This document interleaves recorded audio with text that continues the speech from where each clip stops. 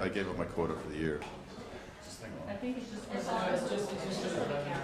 Okay. I was wondering this. It makes you look important. That's this meeting. I feel like I'm on Montel Williams or something.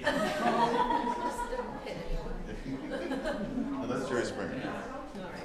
Montel Williams is the paternity testing. Yeah. Not that I know of. Where is this conversation going? She started it. Give a man a microphone. It's all downhill from here, seriously.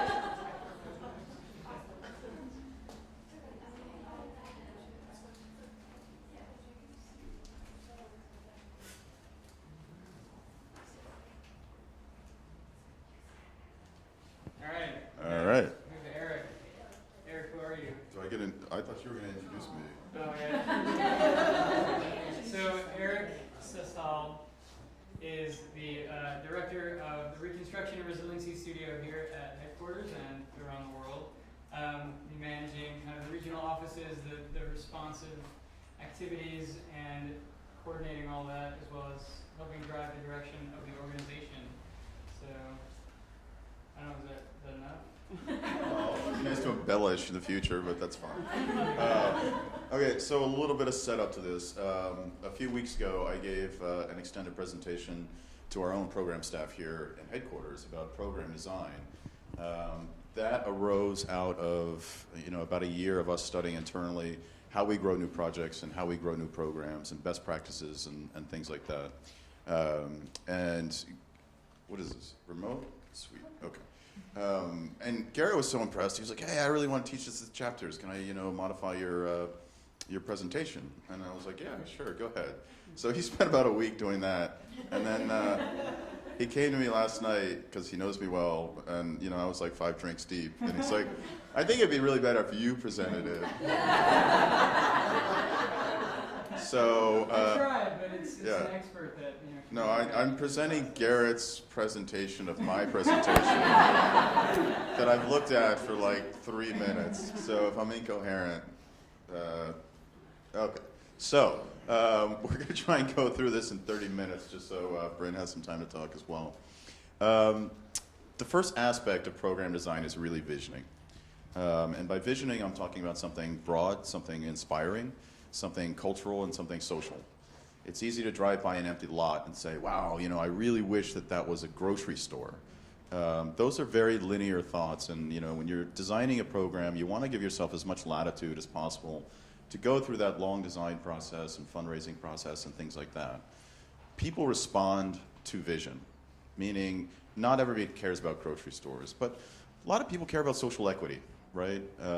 They care about spatial equity, they care about social justice, these sorts of issues. So when you're doing your visioning, it's got to be something larger than a building. I always think architects are great at this, right? Because they're masters at building technology and process. Did I write that? Yeah, you did. Oh, shit, okay. They're civically minded and they're long-term thinkers. I mean, they're very much placed to, have a leading role in the design of cities and the design of communities, just by the nature of our training.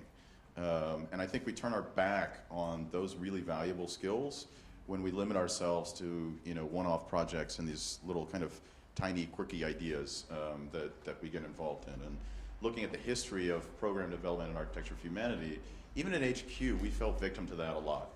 We'd find some cool kind of small project that we really wanted to do, and we'd go after it and we'd try and do it. And it's much harder to do than larger programs. So it's always important to have this vision. That's a vision for a flux capacitor. And this is what I mean about presenting Garrett's presentation of my presentation. My presentation was based around our National Resiliency Program. And the vision really came out, myself and Michael Steiner, who's here, maybe? There he is, yeah.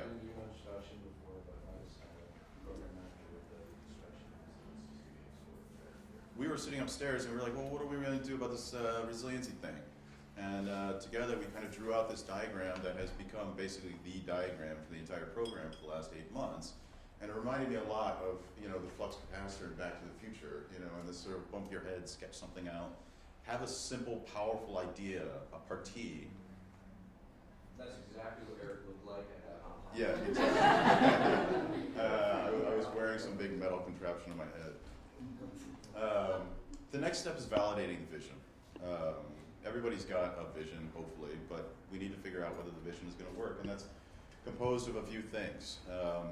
One significant one that's benefited Architecture for Humanity is first mover advantage, right? We started this organization at a time when the field was very thin, it was very narrow, right? Most of the profession was in the grips of the whole Frank Gehry, spaceship architecture and shit like that. So, so Architecture for Humanity was really able to step in and present an innovative idea without a lot of competition. And as you're charting the future direction of your chapters, I think that's something you should really think about. What can you do for your city that isn't already being done? With a few caveats. One, you need to have differentiators, right? So whatever your vision is for your program, whatever your vision is for your chapter, there's got to be something inherent to what you do that you're able to distinguish between what another group can do. Because the field of humanitarian design is starting to get quite crowded. There are other organizations, there are private sector firms doing this sort of thing. So, on a chapter basis, I would encourage you to sit down and say, what is it that only we can do? And if your vision fails that test, you should take a serious look at it. Two rules I always think about. Just because no one's doing it doesn't mean it's worth doing. Or put another way, if no one's doing it, probably not worth doing. So don't think that you're some sort of pioneer or genius just because you figure out something that hasn't been done before. There may be a very good reason. At the same time, just because people aren't doing it, just because there are people doing it doesn't mean we can't contribute, right?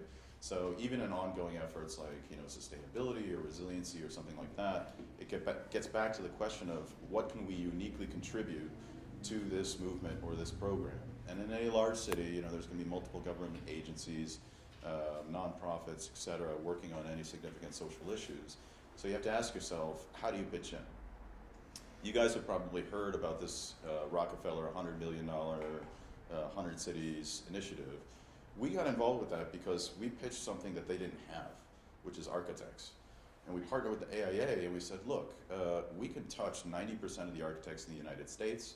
Architects play a very key role in talking about urban resiliency.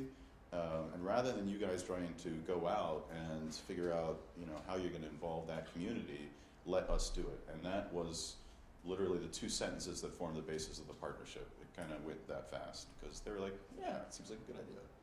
Who saw Michael Berkowitz's speech last night? Okay, so you know what I'm talking about. Jesus, what did you do here, Garrett? See, my original presentation was a PowerPoint. I had all these cool animations and shit. But that's not.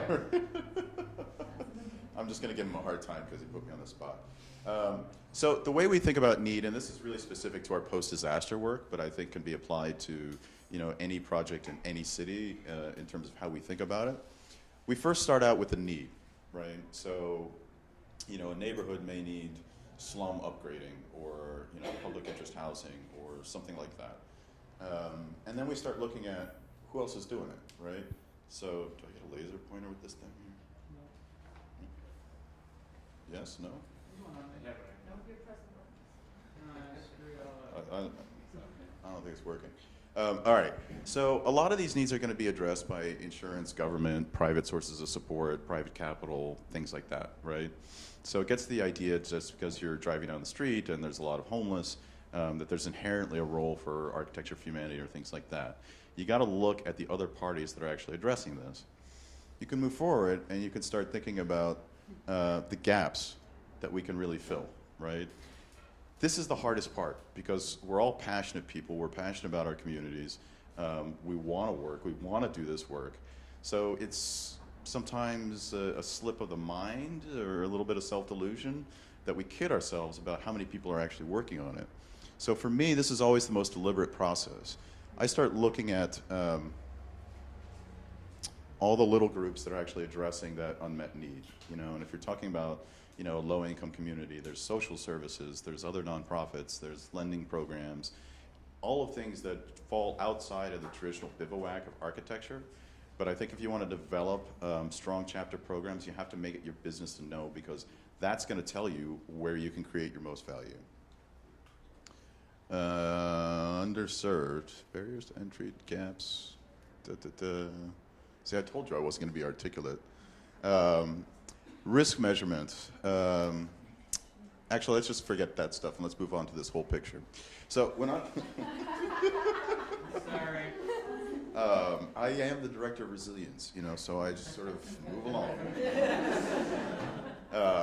When I'm contemplating a program, and my position here is really to design the larger disaster programs, the $2, $3, $4, $5 million programs, and typically you have to do them within 72 hours after disaster and have a cogent plan that people can figure out. So this process has to be pretty crisp and move pretty quickly. I think about three things. I think about mission fit, marketability, and executability. So mission fit, do you guys all have mission tests for your chapters in terms of what you work on? Get one. Put it on the agenda for the next meeting, because you need one. And you can borrow the one from headquarters. It's pretty straightforward. But probably, Garrett, put that on your list. It probably makes sense that every chapter have an actual mission test, right? Because it's going to guide in some of those continuity issues that people have been talking about. It's going to guide in terms of those brand issues that people have been talking about. Does it feel good? We do this work because it makes us feel good, right? And you shouldn't be ashamed to kind of look at that and say, yes, this is a project that I want to do. Strategy alignment, that goes back to the mission test. And the why would you do that test? So the why would you do that test, whenever I'm contemplating a program or doing some sort of activity, I go and ask some people that don't really know much about it. And if any one of them says, well, why would you do that? I go back to the drawing board. The statement, the mission statement, the program part T should really make sense on its face. And the reaction that you're looking for is, wow, that's brilliant. We should totally do that, right? So if people can't get it in 3 sentences, it's time to rethink it. Yes, we have a mission test. Amazingly, when I did this, like half the HQ staff wasn't aware that we had a mission test. It was, That's on you. yeah, that's on me. Yeah, I got that one. Some of this text is kind of small. Executability. This is probably the stuff that you're most familiar with. These are the sort of things that we deal with in private practice as well. They're also kind of the most generic. Budget, scope, schedule, client, risk. In the sort of work that I focus on, international disaster relief and response, these things get a little bit more complicated, and usually the biggest question around like scope is the scope even knowable?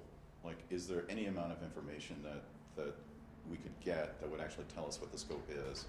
And frequently the answer is no. We have to go into a situation and figure out the scope of what we're supposed to do over the first 6 months.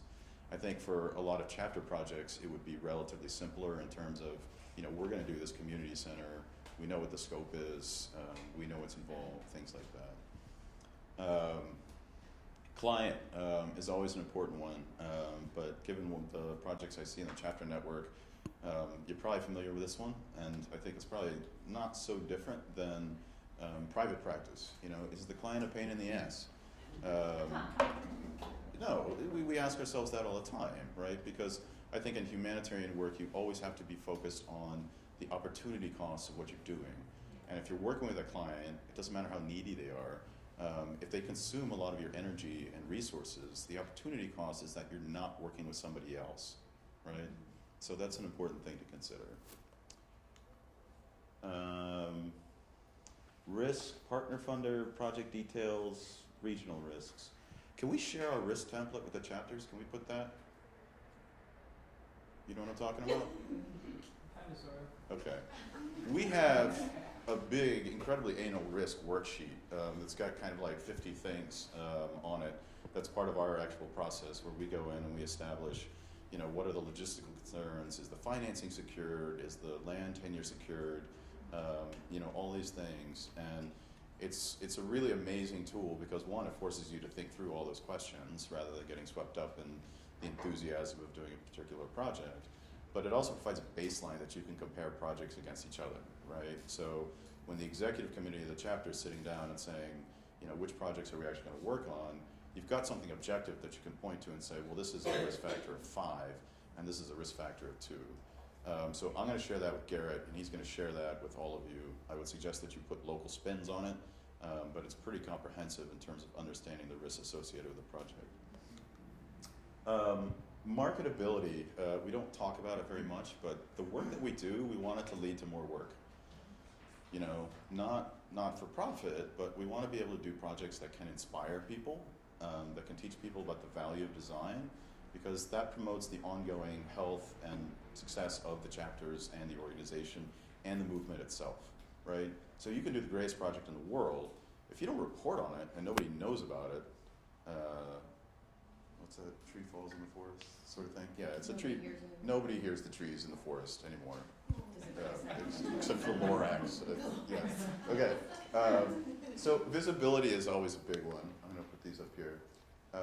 So, you know, projects that are in a position to be in the media, projects associated with existing news stories, unfortunately, projects that are associated with celebrities. Wait, this is being taped, right? Shit. And broadcast live. Are you serious? God damn it. Actually, I'm not backpedaling because of that. Some celebrities are very, very nice to work with. And, you know, it does provide a certain amount of visibility associated with a project. And the benefits of that shouldn't be minimized. We're not glory hounds in here. But if you do one great project and has a lot of visibility, it usually means you can do 5 more projects, you know, which is the end game. Will the attached partners promote the project? That's an important thing as well, right? So depending on who you're partnering with, if it's a small, you know, community organization that puts out a newsletter that reaches 100 people, you know, every month, that's one thing. You know, if it's part of a larger national network that they're going to use their own PR machinery to talk about the project, that's free PR and free promotion that we get for the work that we do, which, you know, leads to the movement moving forward. Ongoing work. This isn't that different than you know, a private sector mentality in terms of, you know, there's certain projects that can grow more projects. We've gotten involved in plenty of projects where, you know, we'll go in and we'll do a school. Are Christian and Sven still here? Or did they leave? There you are. Yeah. So, you know, a lot of our projects in Haiti basically took shape because we'd go into a community and do a school, we get to know the community, and then somebody else would say, well, will you do the community plan? And so, okay, yeah, we do the community plan. And then we do that, and the community plan shows that we need, you know, points of rest or markets or anything like that. And pretty soon somebody's like, well, can you do that too, right?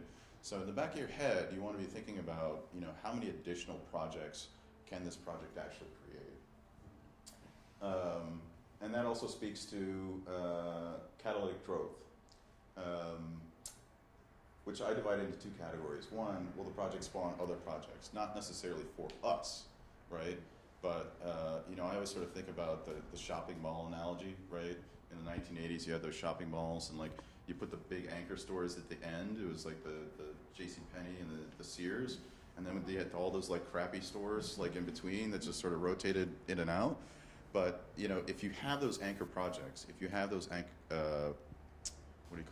acupuncture projects, it creates an opportunity to stimulate a lot more growth in certain areas.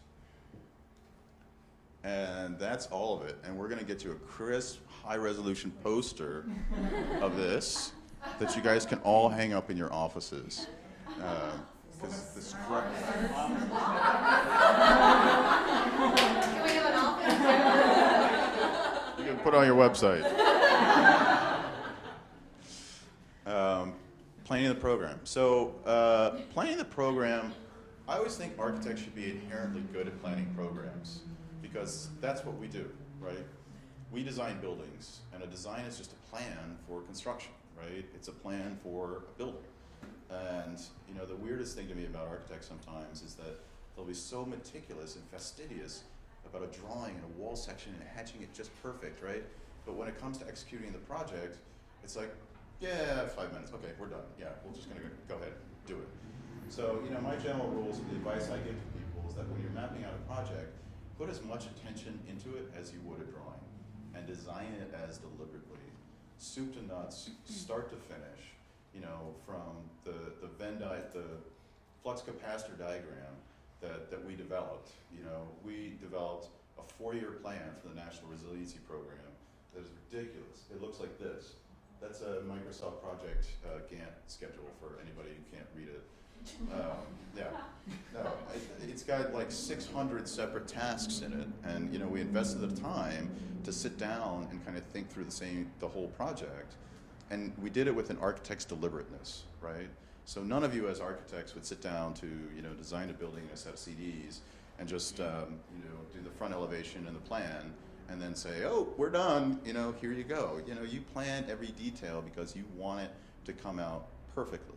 And if you apply that mentality to planning programs and projects at the outset, it gives you so many strengths. Now the plan will change, right? Because plans always evolve and, you know, circumstances change and things like that. But having this sort of plan, not necessarily this detailed and anal, but, you know, having a well thought out plan, enables you to do a lot of things. It enables you to speak to funders with confidence and to be articulate, and to answer questions factually. Nothing goes more poorly when you're talking to a funder and you say, yeah, you know, I need some money to do this neighborhood improvement. And they say, like, when will you get started? And you're like, you know, sometime in 2014. How many people you need? You know, 7, 8, 12, something like that. You know, nobody wants to give you money for that sort of thing, right? They want to know that you have a plan and that's been really thought out, and that you're prepared for contingencies. And we have found that when we approach things this way, our solicitations and our negotiations go so much easier and faster because we can answer any question that the funder has, right? And any concern about how the program's going to go, what their money is being spent on, what the results are going to be, we've got an answer. And we qualify it. We say, look, I mean, this represents a 4-year program. You know, things are going to change. We're going to move around. You know, different things will happen. But at the very least, we've got a plan for how we're going to make this thing work, right? So as you're planning programs, and I'm using that word deliberately, programs as opposed to projects, because I think planning a project, like a building, is probably what you're most familiar with. I think what we've found is that we're more successful in fundraising when we're actually raising money for programs, right? Because it creates the operational flexibility to deal with all the exigencies of our practice, right? So there's a difference between saying, you know, I'm going to go to this neighborhood, this low-income neighborhood, and I'm going to build a community center, and saying, I'm going to go to this low-income neighborhood, and I'm going to do between 3 and 5 community centers. The balance of funds will be shared with our partner, you know, this local community support group that does case management and psychoservices and, you know, things like that. You know, that's going to be our program, and we're raising money against that program, and that's something that you can support, right? Don't fall into that trap where, you know, you meet a funder and they say, well, you know, I really want to make a clinic for, you know, basket weavers who've lost their job because of, you know, carpal tunnel syndrome, and, you know, can you help us with that, and da-da-da. Because it locks you in such a specific way that it becomes very hard to execute on mission after a while. Which is actually the first rule I was going to tell you about. Don't be any more specific than you need to be. You know, funders want a certain level of specificity about, you know, how their money is going to be spent.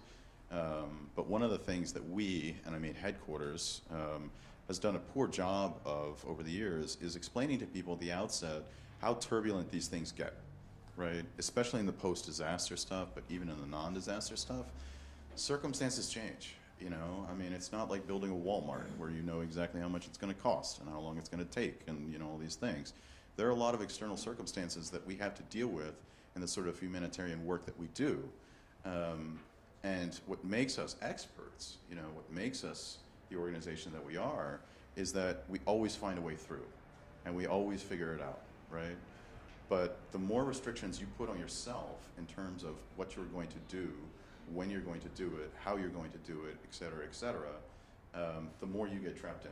So I'm always really detailed when I'm planning out a program about what I think I'm going to do. And then when I'm speaking to a funder, you know, I basically tell them, look, operationally, strategically, what's really going to be best is if you free this money in a certain way.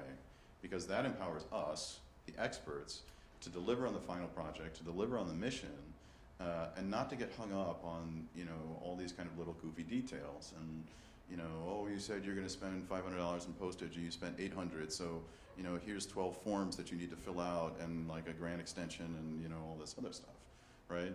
So don't be any more specific than you need to be. 2 is basically the same rule. I don't know why those are 2 separate rules. 3, don't underestimate the in-kind. This is something that HQ does very, very, very poorly, frankly, and we're trying to change it. The in-kind portion of our work represents the best value and the most significant contribution that we can bring to our projects, right? So, you know, I look at budgets all the time, and, you know, because of our brand, because of the great work that you guys do, you know, we're able to convince a private sector firm like, you know, Gensler or HOK to do a $50,000 design job for $5,000, right? That would not happen if not for us as an organization and our brand and our work to date, right? That's something that we are bringing to the table, and it's, from an accounting standpoint, the equivalent of handing the donor $45,000 in cash, right? Because we don't advocate that, because we don't position that, they come back and they're like, well, why do we have to spend $5,000? And it's like, no, you know, control that conversation and say, you know, you're going to get $50,000 worth of design services for $5,000. Document the value of those services and those products, because that's a lot of the value that you're bringing to whatever particular program you're constructing. Can I just chime in? That's all of your time as well. So, you know, just really assigning, you know, value to it numerically and showing that to funders can really help them understand the situation. Yeah, and funders are generally more apt to fund if they're not the only ones putting skin in the game, right? So if I'm doing a program and I can bring $500,000 in in-kind services, and I'm asking them for $1 million, that's a different conversation than just give me $1 million, right? So know the hierarchies of the funder ask. Is there another one here? The basic rules? No, the hierarchies. Where are the hierarchies? I think the next one is the hierarchies. Isn't it? No, the next one is the basic rules. No. Oh yeah, there's the hierarchies. Okay. Somewhere. A little bit of wisdom from HQ for anybody who doesn't know it. There is a hierarchy of what people are willing to fund. Everybody wants to fund bricks and mortar and 2x4s, right? They love that. And I think they think that buildings just assemble themselves. You know, you drop the materials on the site and like everything just sort of comes together, right?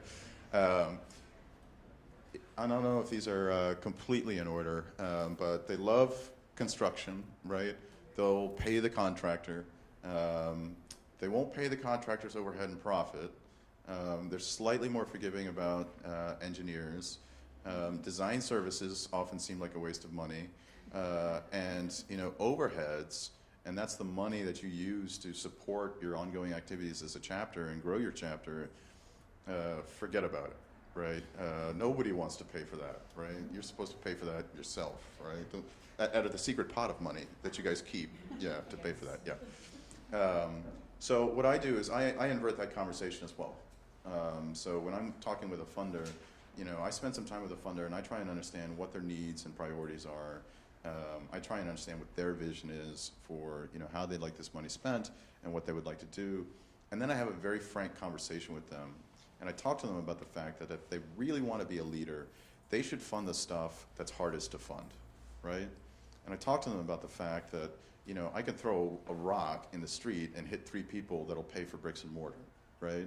The harder part is finding people who will actually pay for the stuff that makes that building possible, right? And I can go into length about, you know, how we charge admin fees and overheads, and it's not bullshit, okay? This is a nonprofit. We're not allowed to, like, profit all this stuff. So when we say overhead, it doesn't mean it's making the payments on my Bentley, right? It means like it's, I don't actually have a Bentley. It means, you know, it's keeping the lights on, you know, it's keeping paper in the copiers, it's doing all those things that are absolutely necessary in order for us and you guys to do all the great work that you do. And I really try and promote that message aggressively and talk candidly with funders about what that is.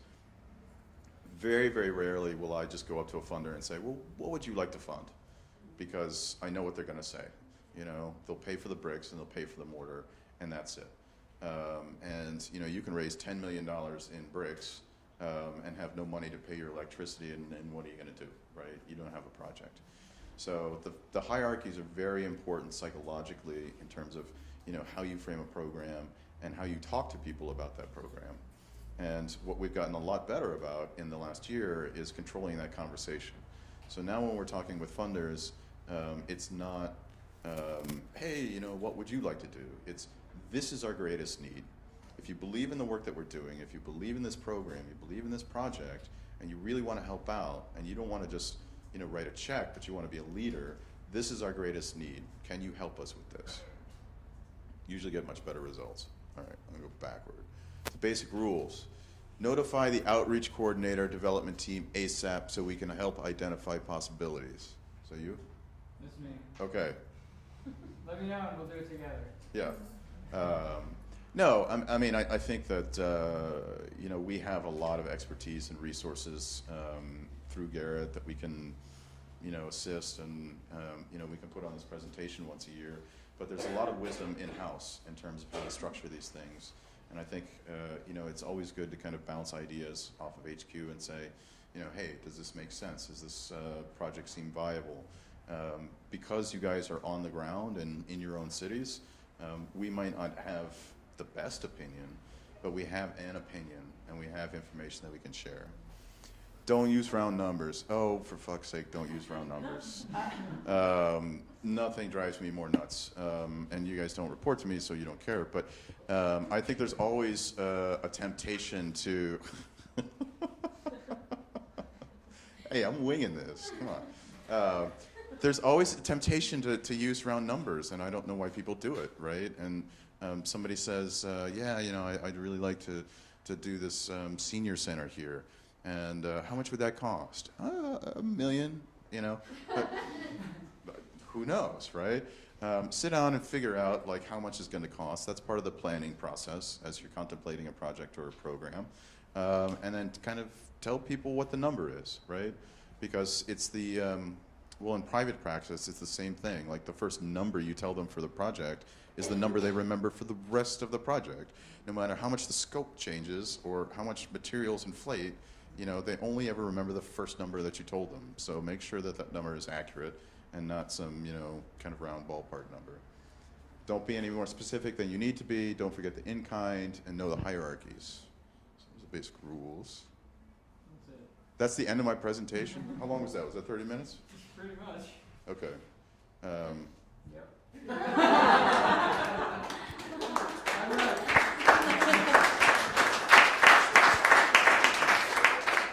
Adaptability. That's a 3-hour presentation in half an hour. That also means that how much did you actually need to talk the first time? It's not about how much I need to talk. It's about how much I want to talk. Are we gonna have access to that presentation? Yeah. Yeah, I'll upload it on with all the other documents onto that one. You're gonna have so many things, you won't know what to do with them. But it's 3 hours long. Well, Garrett's uploading that. I'll introduce myself again. I am Bren Namabari. I am the co-chair of the Board of Directors of Chicago. Got Tom, my co-chair, up here, and then Darren, who is our Director of Special Programs for Moral Support and for questions later. We'll be talking a little bit about grant writing, the most exciting presentation of the day, I promise. There's Yeah. Unfortunately, there aren't a whole lot of really great graphics that go along with talking about grant writing. So you'll just be looking at a blurred out image of one of our latest projects in the background. It's a good looking photo. This is a lot more of a sort of discussion of our lessons learned over the most recent couple of years of kind of digging into this whole process and sort of, you know, like winging it and learning along the way. one of my favorite quotes is an expert is someone that has made all the mistakes there are to make in a particular field. That's by Niels Bohr. But anyway, I feel like if that's true, then we're getting pretty close at being experts at grant writing. So without further, It's the round one. yeah, I poked that one. No, you gotta Oh my God. There you go. There we go. So we'll talk a little bit about some of the recent grants that we've been writing. That's not too useful for you guys, but just to give you an idea of what we've been working on. And then kind of an overview of the process, kind of what you should have in place before you start writing, and some tips and guidelines for grant writing. And then a little bit more of the things that we've learned along the way. This is sort of an overview. We've kind of broken it down into several groups of grants that we've been applying for. There are a lot more out there. And if you look in your little packets that you got with the agenda today, there is the draft of the HQ grant writing guide. There's a whole resource list on there. HQ has that list of resources available to you guys. That basically there's a huge list of foundations that you can find from them if you want to go in search of grants. These are just the ones that we've done recently. And if you have any more questions, I was talking to New York here about this first one. The Driehaus Foundation gave us a $10,000 grant this last year for part-time staff. We hired a managing director. I think we might be the only people with paid staff in a chapter at the moment. So if you want to know a little bit more about our experience with how we went about hiring that person, feel free to talk to us after that. We're not going to focus on it in this presentation. So just before you even begin writing a grant, you have to kind of find out what the best fit is for what you'd like to do. There are many different kinds of grants. There are very, very few for operating funds, as we've been discussing. It's much easier to get funds for specific projects. Basically, yeah, you need to find the ones that kind of fit your mission and the project that you would like to go after. We've done some for very small scale projects, and then we have been lucky enough to get one for operating funds. But anyway, let's see. I'm working off of somebody else's presentation here too. So sorry, bear with me as well. Basically, I'll go to the next one. Yes, reaching out. This is actually a really important thing to do, and I think it's been one of the things that we have found is actually successful with the Driehaus Foundation, and we've also found probably counted against us in other grants. You should really reach out to the granting organization. Sometimes I think it feels a little awkward when you are applying for money to call someone up and talk to them, because it maybe seems a little, I don't know, brown nosy to talk to them, be like, I'm really interested in getting money from you and here's the project that I'm doing. But it's actually really important to do that, because not every project is right for that foundation, and you don't really want to waste your time writing a grant that they really aren't going to fund. It takes a lot of time and energy to write a grant, and we all are volunteers. You don't have all that time to sit for hours and hours writing a grant that you definitely don't have any chance of getting. So it's really important to have that first conversation with your granting organization, talk to them, and see if you even qualify.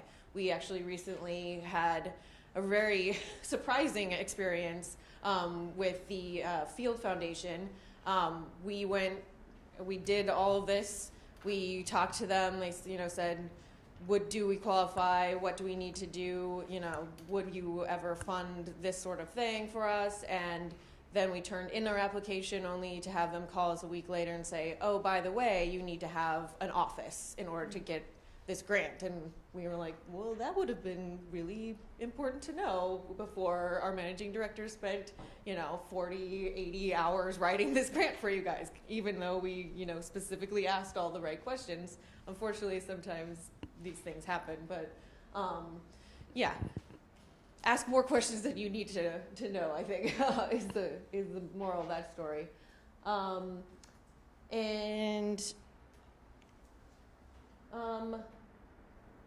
The other thing that's really important is just to create that relationship with your funder. Sometimes you may be thinking, a couple years down the road, and it's not too early to start talking to potential funders. With the Driehaus Foundation, we happened to go to an event that they were hosting and met them several years before we ever applied for a grant, just to see what they were about, for them to meet us and see what we do.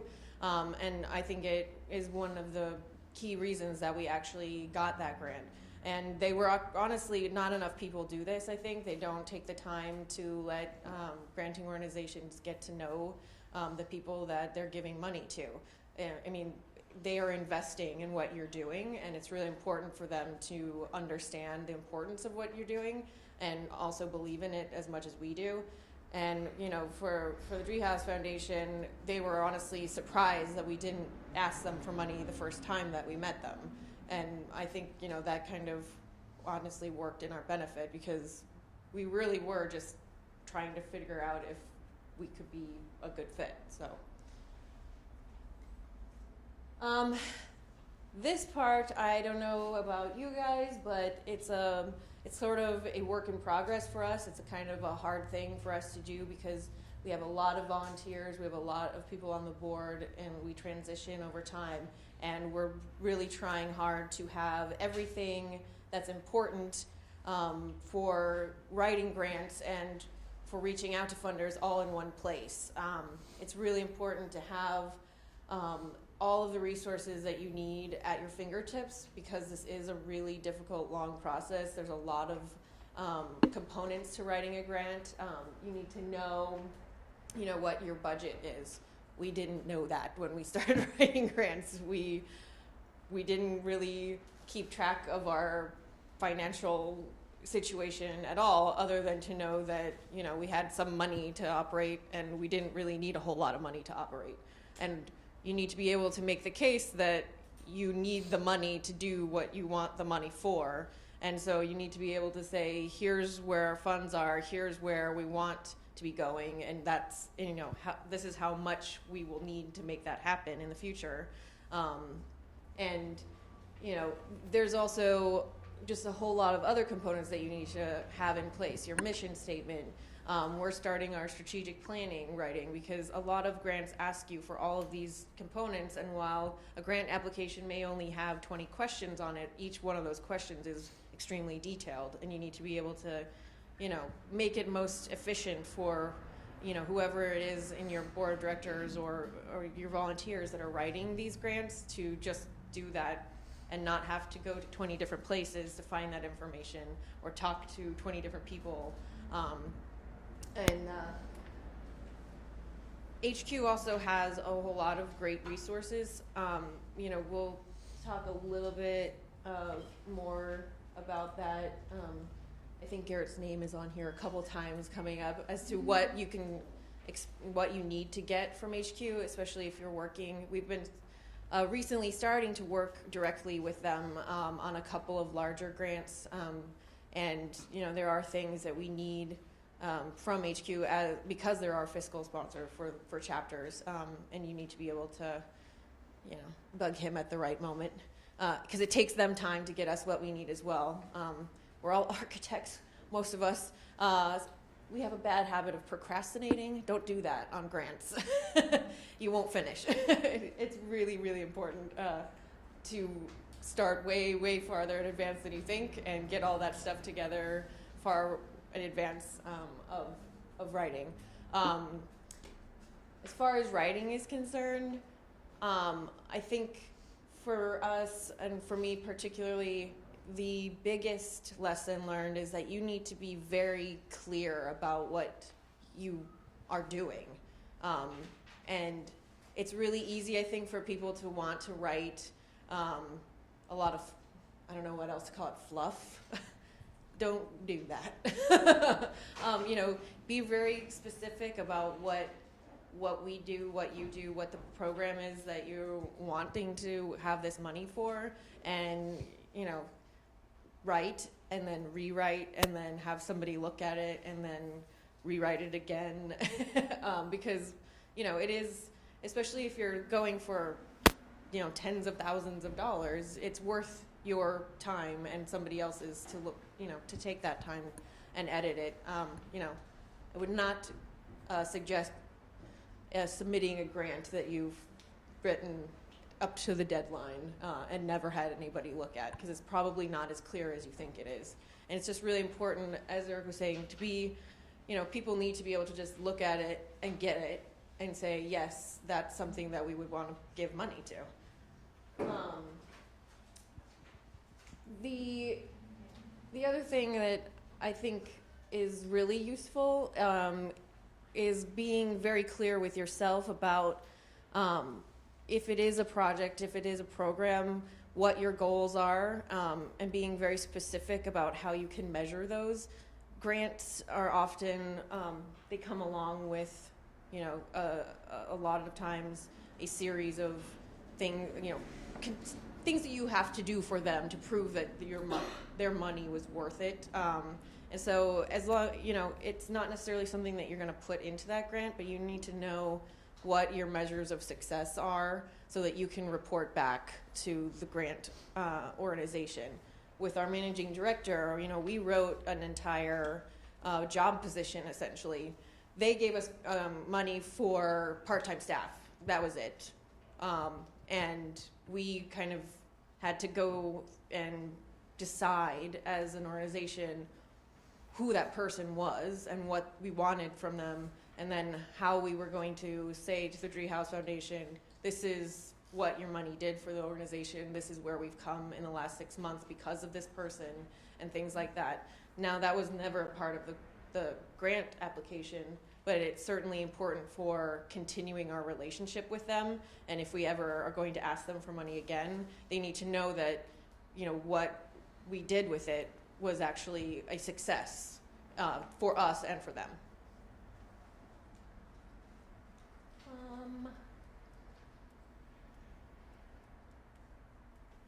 That's sort of the same thing. Yeah, keep in touch with your grantor. Meet with them even midway through the grant process. Usually there's a timeline that you have to fulfill the grant within. And then even if the seek feedback, I think, is an extremely important point. If you do or you do not get a grant, we've found that the most of our lessons learned come from contacting the granting organization after we haven't got a grant and say, hey, why didn't we? It's also something that's a little bit, I think you have to swallow your pride a little bit and be like, well, gee, bummer, we didn't get 20 grand. And I, then see what it is that you did wrong. But that's the best advice that you can get is from that conversation. So,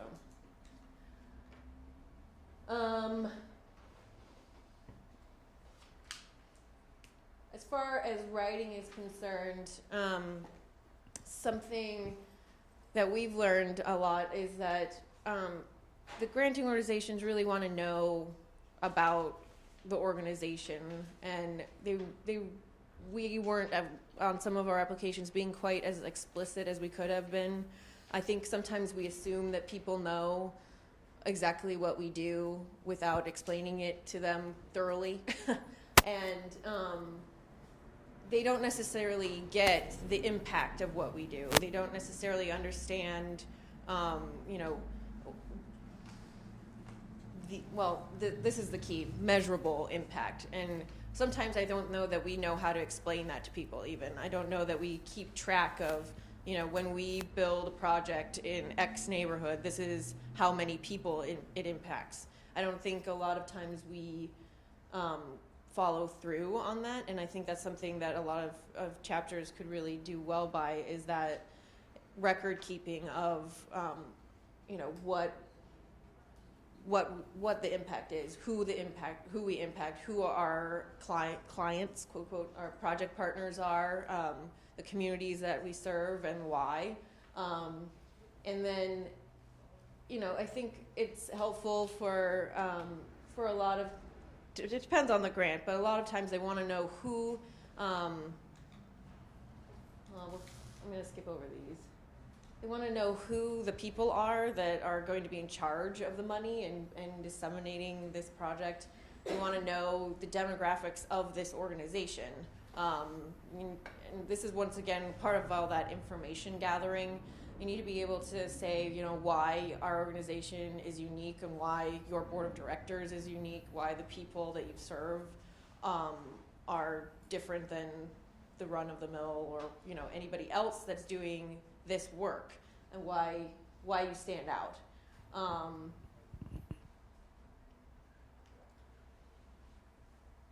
not sure why Betsy put testimonials, but she's been writing a lot more grants than me, so this might be useful. We've been collecting these recently. I think part of this is making a case for design. It's really kind of important as a design organization to make a case for why we need the money that we're asking for, and getting this feedback from your project partners and from the people in the communities that you interact with and that you provide these services for is actually quite important. It also helps us know what we're doing and how it affects people. I'm just going to skip those, but make a case for design. Here we go. So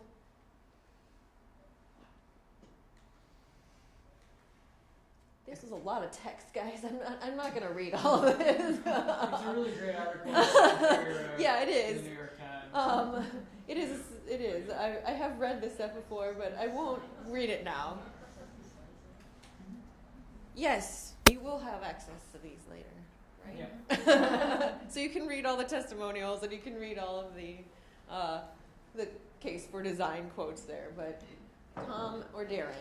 Well, I think the statement about case for design is really critical and important because, like Eric was saying, nobody likes to pay for overhead, but you know, just above that, and things nobody likes to pay for is design.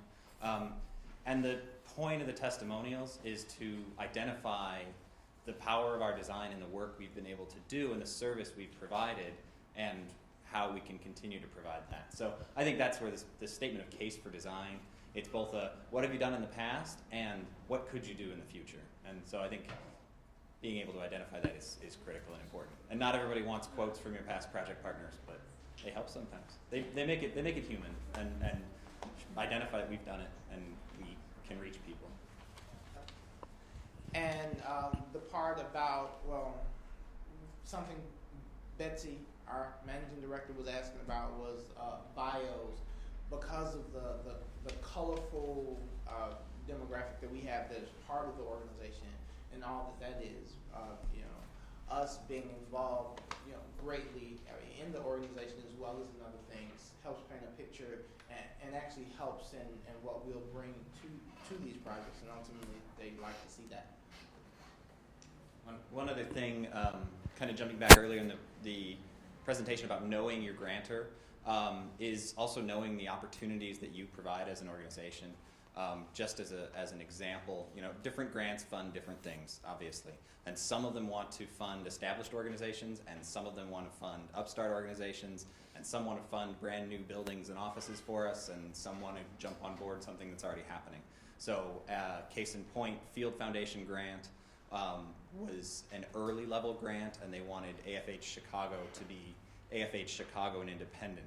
The Kresge grant, which we're working on with National, they want a large organization that they are buying into and they are funding there.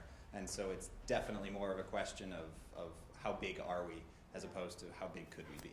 We've been playing a lot with how do you spin the chapter versus how do we leverage national HQ as the umbrella organization, and how can we use that to our advantage depending on which grant it is. It's a little bit odd because sometimes, like with the Field Foundation, they wanted to fund newer organizations, and in terms of HQ versus Chicago, we are a newer organization, and we just hired a staff member, so in their eyes we are just starting, but it seems a little bit weird sometimes because you're like, which are we? But sometimes we are both, and in the case of grants, I think it's okay to kind of look at yourselves in a slightly different way and kind of exploit your strengths depending on where the money is, in order to say, yes, we actually do fit that definition, and kind of look for the exception to the rules that they're setting and say, yes, we actually do fit into what you want as a grantee. Yeah, and that's just a kind of an ongoing strategic conversation with everything you kind of bring on, you try and bring on. Awesome.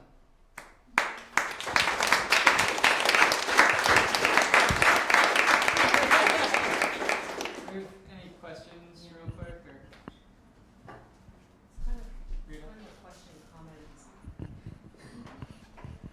Just a question comment. I think having been with New York for previously and now in LA, it seems like it might be worthwhile to bring someone on board who knows grant writing, because the amount of research that goes into finding what all these grants are, figuring out what works, what doesn't, and then writing the grants, collecting the information. So as a as a director on the board or as a volunteer, have you guys done that, or are you doing the work yourselves? Part of having, we touched on it briefly, organizationally having a managing director has been something where we do have someone who is kind of involved and is doing that work for us.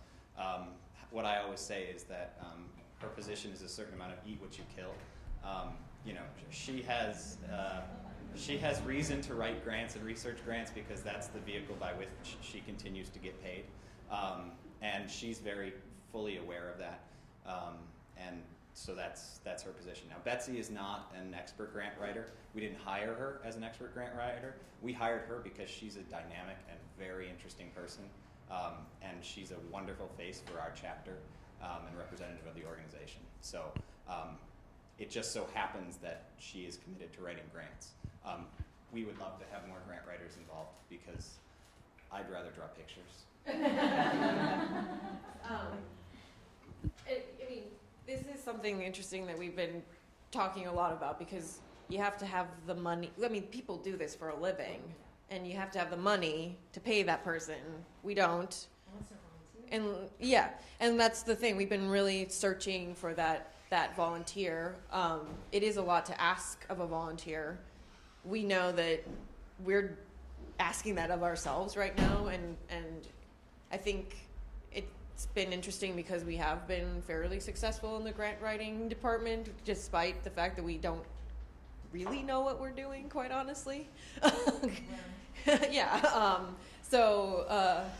But we've been working at, and we were just talking about this, trying to draw these people in and kind of diversify the chapter membership and the board of directors, and get these people that have this sort of broader expertise. Betsy did have previous grant writing experience, which is one of the reasons that we hired her. And we're just continually looking for those people with nonprofit management resources or experience or degrees, and people that have fundraising experience and specialize in that, so that we can kind of use that to leverage for the advantage of the entire chapter. So anybody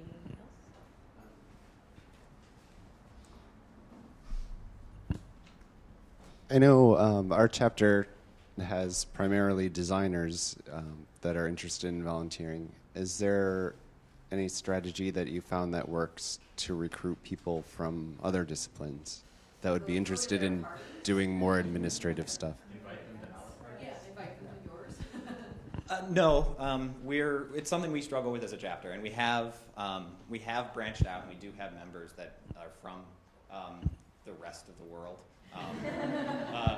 and a lot of the ways we've done, we've gotten some through spouses, which is a nice avenue, although it can ruin a marriage. But outreach to the community, we're really kicking off we're trying to reach out to professional organizations, increase our presence in the city of Chicago right now. And part of that is not just presenting to architecture firms. Within the design disciplines, we're presenting to interior design firms, engineering firms, landscape architecture firms. But then outside of that, exactly, contractors are another one we're really trying to work with. But outside of that, working with graphic design marketing organizations, trying to go, we're calling them snack and learns because God knows we can't buy lunches for people. But we will bring a bottle of wine, or 2, or 7. And reaching out that way. The other way that we've made some good contacts, we were talking about getting a lawyer yesterday, is that our project partners on our projects are often from diverse and broad backgrounds. And so we bring them in, not just to do other projects in the city, but also to help us with our own chapter work. And we've got some really great relationships that way.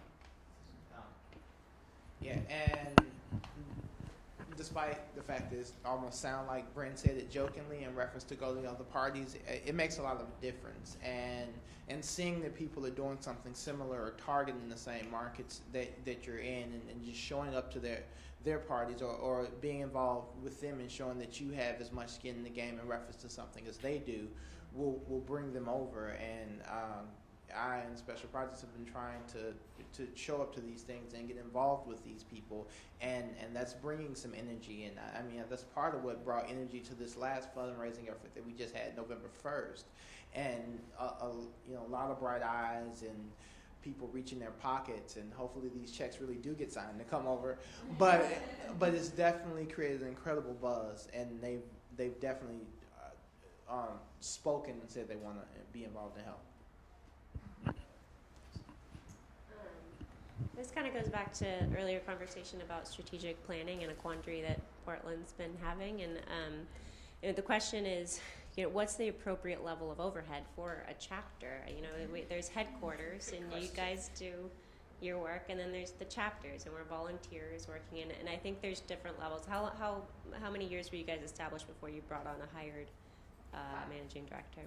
So I think, it's like at what point, our goal right now is minimize overhead as much as possible. Like let's get printing donated from architecture firms that we, work at. Let's get, we're not even thinking about hiring at this point. It's like we're not there yet because we just aren't. We haven't set that strategic plan. So I'm just wondering, kind of in the strategic planning process, like is this what like chapters should be like heading towards? Is like eventually all chapters maybe should have a hired managing director in there. It's like in order to get to that point, you have to have somebody hired on board. But when do we start doing that? Like, is that an appropriate thing to be seeking it? What year is it at an appropriate time? Well, and when you're writing grants, you need to know why you're asking for the money and for what. And we struggle with that. I personally struggle with that because as a chapter, we provide a lot of service at almost no cost. Our actual project operational budget, if you don't count the projects that we self-initiate, is minimal. If you count that, that there's sometimes printing costs for a project, a project Costs less than $250 to do, and usually we don't pay for it. And so, we've honestly been operating on less than $1,000 a year for the last 5 years. It's actually been less than like $500 a year for the last 5 years. So, we've been. I don't know. We don't have a strategic plan, by the way. So I'll just put that out there. We're working on it. We've scratched the surface of it. We're in our initial meetings of the strategic planning. It's quite a process, by the way. You can't just write down a bunch of goals. That's not how that works. I don't think we ever expected to have hired staff, so I don't know that I can answer the question that is, yes, everybody ought to have a, I can address it. yeah. So, I mean, that's in large part what, we're working with the Presidio business team as well. So the students that are going to come present kind of their research and kind of what that path looks like and what it could look like. And then, kind of just developing that strategic plan, both for individual chapters, but the network as a whole, to kind of see if there are those benchmarks, that we can start kind of laying out, and then, but of course, make it customizable because every chapter is going to be different. Maybe if it's just about advocacy, it doesn't necessarily need the same type of overhead, but it's really just going to be, on a chapter by chapter basis. But I think establishing those benchmarks and kind of creating a path that you can travel is something that I'm really looking to establish. Yeah. Yeah, and then I'll take a 5 minute. Okay. But one thing I know, not only in Architecture for Humanity, but other organizations and things just that I deal with, and anything you deal with in your own life, you should really tabulate what you're really spending. Look at what you're really putting into it, because you won't raise money for it if you don't know you needed to spend it. And if you're reaching in your pocket constantly, your own personal pocket, and not really counting it against anything, the money will just, it'll keep flooding out. You need, budget it realistically, and then you'll begin to know what those questions are, or what you need to start asking for. Is it a really quick statement? Just a couple of things to add to the things that are already being said to take a little bit further. Take it further. Yeah, first of all, definitely, this is my job. I do not have a design background. I do fundraising, grant writing, development work for Arcosanti. We face exactly these same issues. So to Bryn's point about getting to know your funders, yes, absolutely, get to know them. Often they can help connect you with the grant that you're not applying for on the basis of what they know because of the grant you're trying to apply for. So that's a big boon. And they're huge resources. They have guides and manuals that will walk you through every step of a lot of these processes. But you have to reach out to them. And then do get to know your universities, your school programs. Those students are a huge asset in terms of volunteer labor. They can do all kinds of things that you can't do. They have time to do it. They have their own scholarships and funding for those kinds of things. And in addition to making sure you're using that, that's part of keeping track of it. A great many grant applications want to know what kind of volunteer service you're already using as you do these things. So your own time is step one. Make sure you're keeping track of that. That's an asset when you're writing a grant. Thank you so much. Great addition. Ricardo. To comment on that, well, first of all, just because we're Architecture for Humanity doesn't mean we're only architects. I really think that people want to volunteer, so we throw in a need for an accountant because we are our country need it, and otherwise we will have to pay for it. We get it now. We have a volunteer full-time doing our accountants. That's saving a lot of money. So if you need someone, throw it in. Probably someone wants to volunteer for it. And then the other thing is that if the grant doesn't fit you, throw it to the network. Probably some chapter has what you need, and you could partner with it and get the grant done. Cool. Thanks, Ricardo. All right, let's thank Eric, Bryn, Tom, and Darren.